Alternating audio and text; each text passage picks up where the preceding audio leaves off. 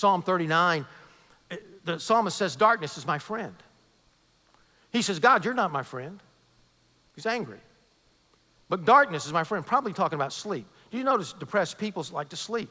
I heard Brian Wilson I don't know how true it is, but I've heard it many times. Brian Wilson, famous of the Beach Boys, went to sleep for 2 years. When he got out of bed for 2 years. Depressed. Depressed people don't want to be around people.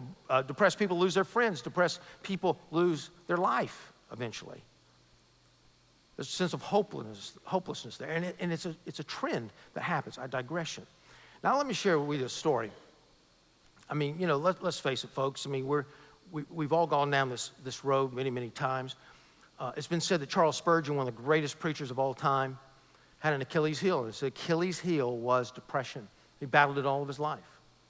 And so what's happening? Well, I can tell you something that happened in my life about 14, 15 years ago. I can share this with you, I think, now.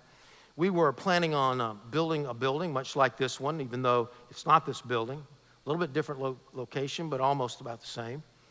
And boy, just have to understand the background here. Everything in church was going extremely well. I mean, more than just well. It's going well now. But I mean, we're talking like unbelievable, like almost unhealthy to be going that well. We grew 28% in 1 year, 25, 22, 2 other years. It was unbelievable. We couldn't keep up with what was going on. We couldn't build the buildings fast enough. We were in revival, you might say, and it's really kind of unbelievable, unreal, because I'd never been a part of anything like that before, no matter how successful the ministry is, and probably never will be again, but it was just unbelievable. So everybody was up, you know, oh, we're going to raise the money to build the whole building. I said, well, let's not worry about the whole building. Let's try to take up enough money in this capital stewardship program.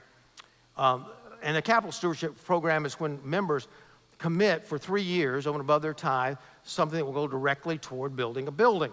Well, let's commit half of it, a little over half. Let's go for half. And so everybody was agreeing, oh, we're going to make half, man. That's going to be a piece of cake. We're going to go over it. I heard that so many times. We even had John Maxwell come in, the famous leadership guru, and he came in as a favor to us and did our banquet. And boy, everything was great. Everything was up. We met down at the UCF arena, and what a service we had. We had a great big breakfast for everybody, and then everybody sat down, and everybody was alive. I mean, the music went on for an hour, and I thought nobody's going to listen to the message now. We've already been here an hour, but everybody listened. Man, everybody was right there with me. It was anointed service. People, really, I'm not exaggerating, they filled the altar 5 deep on a hard floor. I was going out there, I was on cloud 9. I was leaving, I was going through those doors of the old arena.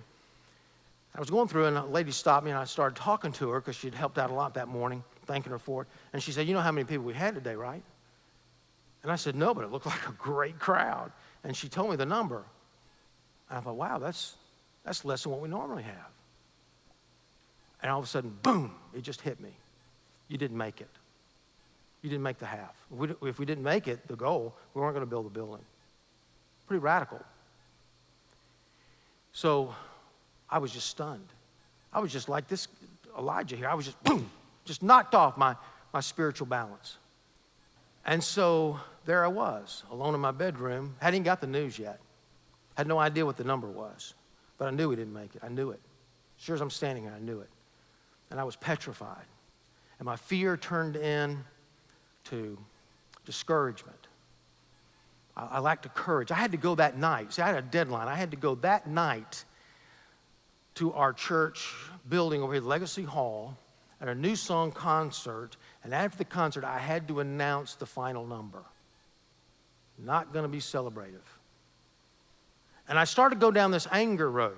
God, I've done everything you want me to do. I did this, I've been here, I've been here. But I thought, God, I can't go there. God, I have a deadline here. Ooh, key word, deadline. I had a deadline. I had to go before the church, and I had to make a statement and comfort everybody else and do it from the heart and not just acting. People can see right through an act. I said, God, I cannot go through the anger. God, I've got a deadline. You've got to do something in my life this afternoon. The number came in about 5 o'clock that afternoon. Sure enough, it was only about 80%. They're not even close. So that night I had to make that announcement. With God's grace, he got me through that. You see, the deadline. You say, well, I don't have a deadline like that, Pastor. Yeah, you do. No, no, no, no. I'm not going to have to preach on Sunday morning. I'm not going to have to make everything right with God before I get up in the pulpit because I can't be a hypocrite. I don't even have a Sunday school class or a small group that I have to deal with and teach. I don't have a deadline. Yes, you do. You have a deadline. What's your deadline? It's today. It's today. Do you really want to live in self-pity for the rest of your life? Do you want to live in the pit? Do you want to live stuck emotionally even for one more day? How long are you going to live? So I'm going to live another 40 years. Fine, 40 years, 50 years. Do you want to live one of those, one more day, stuck emotionally in anger or discouragement or depression or going that direction? Do you want to be there even for one more day? The deadline's today, right now.